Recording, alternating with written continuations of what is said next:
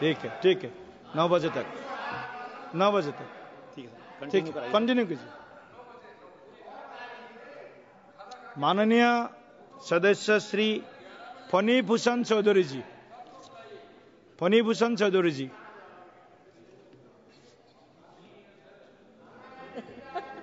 हम बोलेंगे तो नहीं।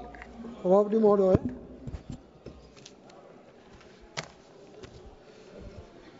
মই জলশক্তি বিভাগৰ যে অনুদান এই গ্ৰেণ্টৰ ওপৰত যি বিতৰ্ক হৈছে, আলোচনা হৈছে, এই বিষয়ত মই মাত্ৰ আমাৰ ৰাজ্যখনে ভুগি থকা মূল সমস্যাটোৰ বিষয়ে ক'ব বিচাৰিছোঁ।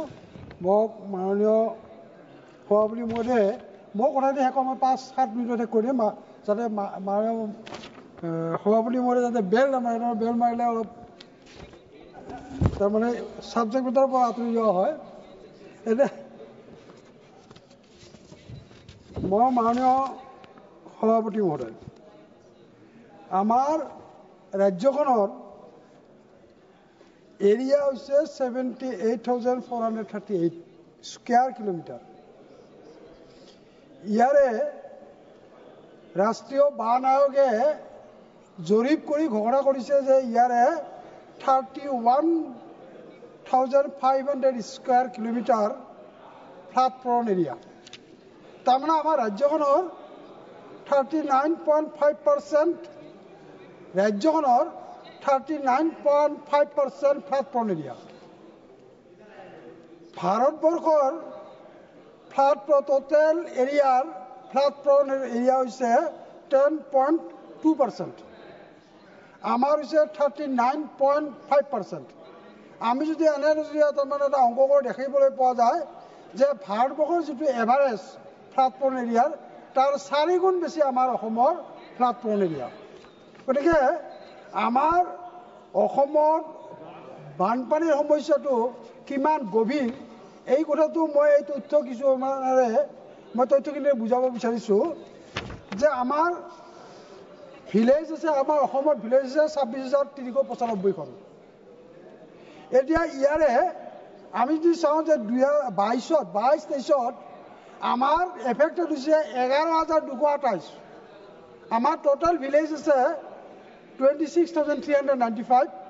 এফেক্ট হৈছে ফ্লাড এফেক্টেড হৈছে 11,227। ঠিক তেনে 23-24 এফেক্ট হৈছে 3,094। 24-25 হৈছে 7,747। এটা মাননীয় সভাপতি মহোদয়,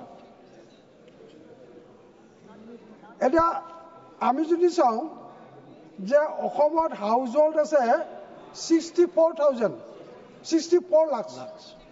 ইয়াৰে তাৰমানে 22-23 ক্ষতিগ্ৰস্ত হৈছিল 10,08,446। এইটো আমি সহজ অনুমান তাৰমানে অসমৰ কিমান সংখ্যক জনসাধাৰণ এই বানপানীৰ পৰা ক্ষতিগ্ৰস্ত হৈছে এই তথ্য এইটো নিশ্চয় বুজাইছে। এটা আমি যদি মৃত্যুৰ সংখ্যালৈকে যদি যাওঁ যে মানুহ 2019 পৰা 2024লৈকে 880 জন 880 মানুহ বানপানীত মৰিছে। আমি যদি চাওঁ যে হাউচ ডেমেজ কিমান হৈছে বানপানীত, হাউচ ডেমেজ বানপানী হৈছে ফুল্লি ডেমেজ হৈছে 9,901। আৰু আমি যে পাৰ্চিয়েলি ডেমেজত যদি যাওঁ আমি হাউচ ঘৰ তেতিয়াহ'লে আমি পাম 1,38,441। এইটো হৈছে তাৰমানে আমাৰ ৰাজ্যখনক বানপানীয়ে কিমান ক্ষতিগ্ৰস্ত কৰিছে, বানপানী সমস্যাটো আমাৰ অসমৰ কাৰণে কিমান ভয়াৱহ এই তথ্যৰ জৰিয়তে তাৰমানে আচলতে আমি উপলব্ধি কৰিব পাৰোঁ।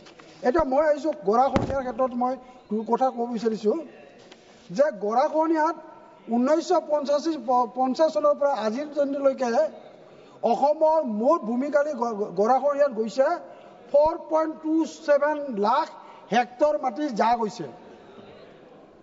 আমাৰ অসমত 1950 চনৰ পৰা এতিয়ালৈকে তাৰমানে 4.27 লাখ হেক্টৰ হৈছে। তাৰমানে আমাৰ অসমৰ ভূমিকালীৰ মোটামুটি 7.40% ভূমি ইতিমধ্যে আমাৰ বানপানীয়ে খহাই লৈ গৈছে। এতিয়া আমি যদি চাওঁ তাৰমানে যদি এভাৰেজ যদি আমাৰ তাৰমানে বানপানীয়ে কিমান মাটি আমাৰ খহাই লৈ গৈছে আমি যদি চাওঁ এইটো যাওঁ 8,000 হেক্টৰ প্ৰতি বছৰে আমাৰ বানপানীয়ে আমাৰ মাটি গৰাখহনীয়া লৈ গৈ আছে। এতিয়া এই কথাটো এতিয়া আমি যদি ব্ৰহ্মপুত্ৰ নদীখনৰ কথাটো চাওঁ ছাৰ, মই 2 মিনিট দিছোঁ ছাৰ, যে ব্ৰহ্মপুত্ৰখন ছাৰ্ভে কৰিছিল যে 2012-1928 ভিতৰত ছাৰ্ভে কৰিছিল। তেতিয়া ব্ৰহ্মপুত্ৰখনৰ মাটি কালি আছিল, ব্ৰহ্মপুত্ৰ কালি আছিল 3,870। আকৌ 63-67 কৰিল, তেতিয়া ব্ৰহ্মপুত্ৰৰ ভূমিকালি হ'ল এই মাটিকালি হ'ল তাৰমানে 4,850। আকৌ 2006 কৰিছে 6,080। তাৰমানে ব্ৰহ্মপুত্ৰখন বাঢ়ি বাঢ়ি গৈ তাৰমানে এই কেইবছৰত তাৰমানে বাঢ়িছে, যোৱা বছৰবিলাকত 2,210 স্কুৱাৰ কিলোমিটাৰ ব্ৰহ্মপুত্ৰৰ হেৰিটো বাঢ়ি গৈছে। এতিয়া ইয়াত যদি আমি যদি চাওঁ যে ব্ৰহ্মপুত্ৰ নদীখনৰ আমি তাৰমানে কিছুমান এনেকুৱা হৈছে যে 15 কিলোমিটাৰলৈকে বহল আছে। গতিকে এই যিটো সমস্যা, এই সমস্যাটো এতিয়া আমি ভাল পাইছোঁ যে যোৱা বাজেটত মাননীয় ফাইনেন্স মিনিষ্টাৰে এটা কথা উল্লেখ কৰিছে, মই জাষ্ট কোট কৰিছোঁ, Assam grapples with floods every year by the Brahmaputra river and its tributaries originating outside India. We will provide assistance to Assam for flood management and related projects. এটা আমি ভাল পাইছোঁ, আমি ধন্যবাদ জনাইছোঁ ফাইনেন্স মিনিষ্টাৰক। এটা কথাটো হৈছে যে আমি অসমৰ এই বানপানীৰ সমস্যাটো, গৰাখহনীয়াৰ সমস্যাটো পাৰ্মানেণ্টলি যাতে সমাধান হয় এই বস্তুটো বিচাৰিছোঁ। গতিকে আমি চবেই এটা শ্লোগান দিওঁ যে মোদী হায় তো নমকিন হায়, আমি এই কথাটো কৈছোঁ। গতিকে আমি ভাবিছোঁ যে এই প্ৰধানমন্ত্ৰী নৰেন্দ্ৰ মোদী ডাঙৰীয়াৰ নেতৃত্বত আমাৰ অসমৰ যিটো বানপানীৰ সমস্যা আছে, গৰাখহনীয়াৰ সমস্যা আছে, এই সমস্যাটো চিৰদিনৰ কাৰণে সমাধান হ'ব, এইটো আমাৰ অসমৰ ৰাইজৰ এটা বিশ্বাস হৈছে।